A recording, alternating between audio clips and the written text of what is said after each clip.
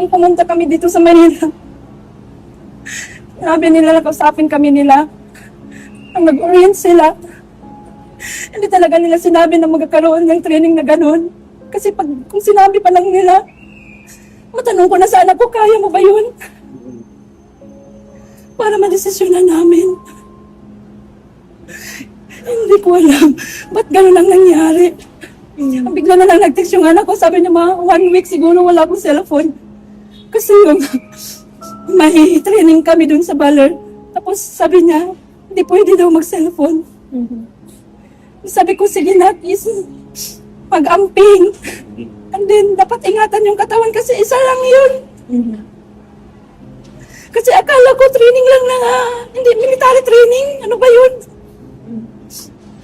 Tapos, yun nga, wala na siyang cellphone nung Sunday, Saturday. Wala na siyang cellphone hanggang Sunday nga. Tapos, bigla na lang may nag-message sa akin. Sinabi na, pwede pa po, tumawag ako sa iyo.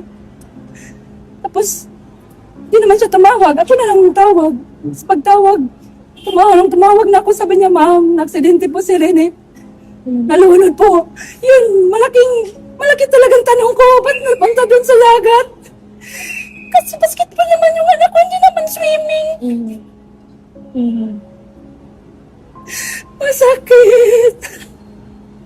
Sobrang support ko mula bata hanggang ngayon. Tapos ginanon lang nila. Kasi kung alam ko lang na may training sila na ganyan, ma'am, kahit mahirap kami, hindi ko yun ipapahamak ng anak ko talaga. Kaya ngayon, gusto ko ng justice talaga. Kung anong nangyari. Bakit ganun ang nangyari sa anak ko? Alam naman nila mabigat yung nilagay nila sa paa o andin sa kamay.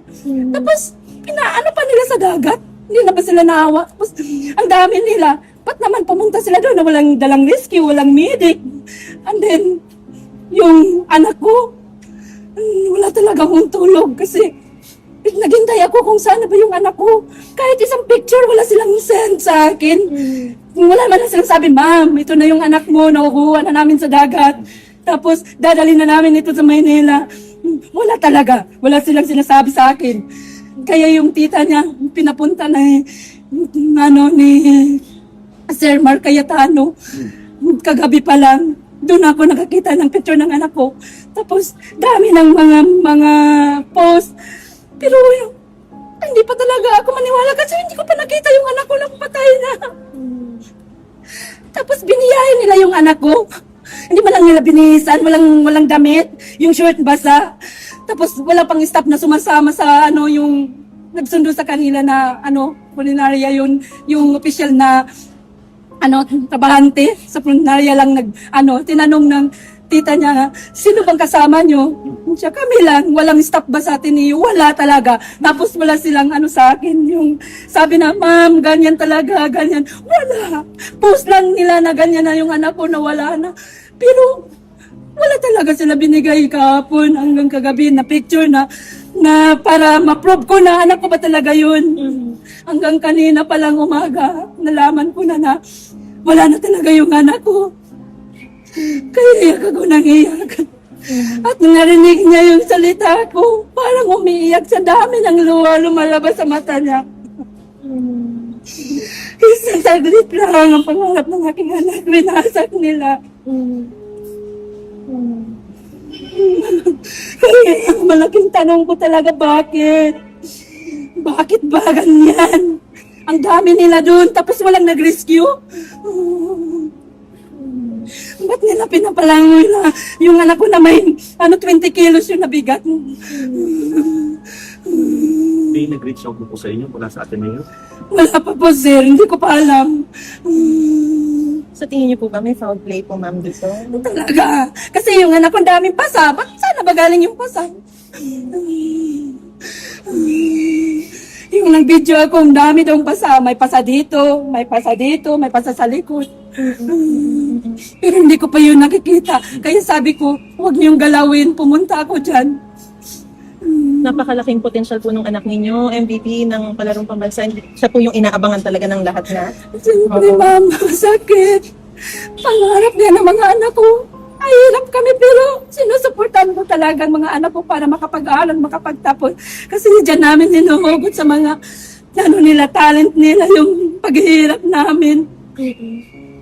Tapos nauwi lang sa ganun.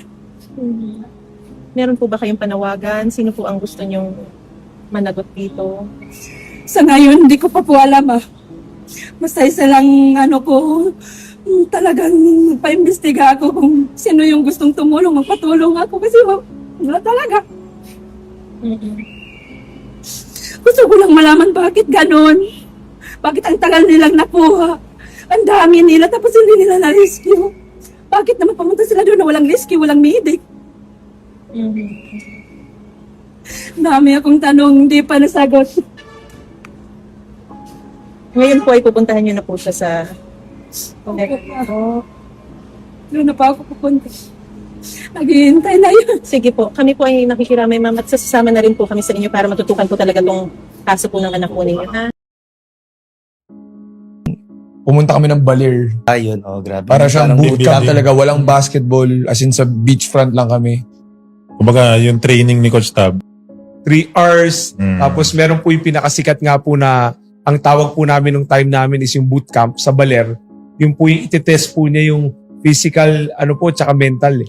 At saka kung paano po kayo ka-close as a team eh. Tipin mo, first night ko dun. First night natin, mayroong siren at 4 a.m.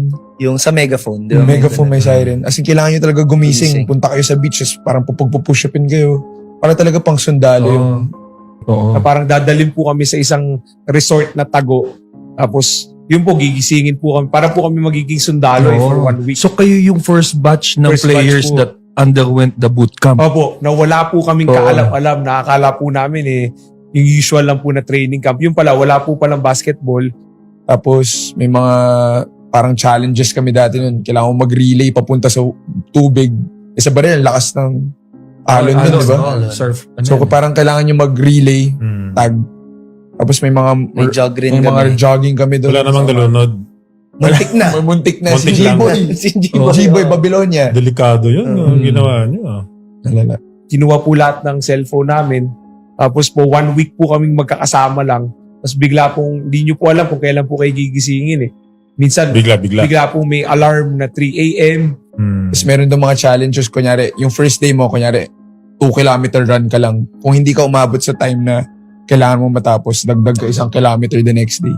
Oh. 1 week tayo. Mga 5 days. 5 days. Grabe Parang talaga. hell week yung tao. Hell week talaga. Mahirap pala. Para siyang survivor. Barangay, grabe yun. Ngayon ko lang nabalitaan.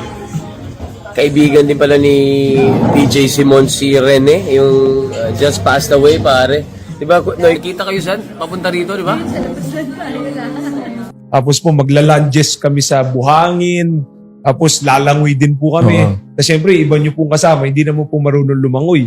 So Oo nga. hindi nyo po pwedeng iwan. Hanggang sa may isang time po, si G-Boy, Babylonia po, pero po kasi dapat tatakbo sa buhangin, tapos magsiswimming, iikot. Hindi po marunong lumangoy yung veterano po namin. Si Coach Tab na po yung sumalba sa kanya. Na Oo. parang sa takot din po niya kasi muntik na po siyang maka-aksidente ng Baka plane. malunod. Oo, tama. Opo. Siya na yung sumave. Opo, siya na po, sigaw na rin na sigaw. Pero doon po nabuo yung ano po namin eh. Yung Oo. tinatawag nga po namin na Band of Brothers. Yung culture po namin ng servanthood. Oo. Ah, ganun? Yun ang sinabi mo? Grabe, na-advisean pa ni Super Sub si Rene, oh. O ngayon nawala na si Rene, bigla, nagulat ka, bro. Nagulat kami. Ni Jason. Nakasabay namin sa airport eh. Nagulat kami. Oo, mabait na bata. Mukhang mabait eh, no? Really praying for comfort and strength sa entire family. Wala na tayong dapat sisihin. Wala na, hindi. O, seryoso, wala na dapat sisihin, bro. Talaga nangyari na yun eh. So kami, dito kami para dumamay sa mga pamilya lang namatayan. Si Rene, si pa isa, bro. Sino isa? Import. Sorry, import, yeah. Hindi ko rin siya kilala. Pero grabe guys. So basketball community, let's pray and let's support each other. Wala na yung damayan. Pero I hope maimbestigahan. Pare ikaw. I hope maimbestigahan. Lalabas ang katotohanan, di ba? So let's see. Let's pray for the better results or better kalalabasan nitong nangyari. Siyempre ayaw natin maulit yun. Anak mo kunwari, ganun bro. Di ba masakit bro eh? Masakit. Anak mo gusto lang sumikat, gusto lang maglaro sa Maynila pero mamamatay dahil lang sa aksidente or hindi ko alam. Hindi ko alam pa yung kwento eh. Aalamin natin pero wala nang sisiyan. Alamin lang natin katotohanan pero wala nang sisiyan. Tulungan na lang tayo at dasal, pare. God bless, pare Rene.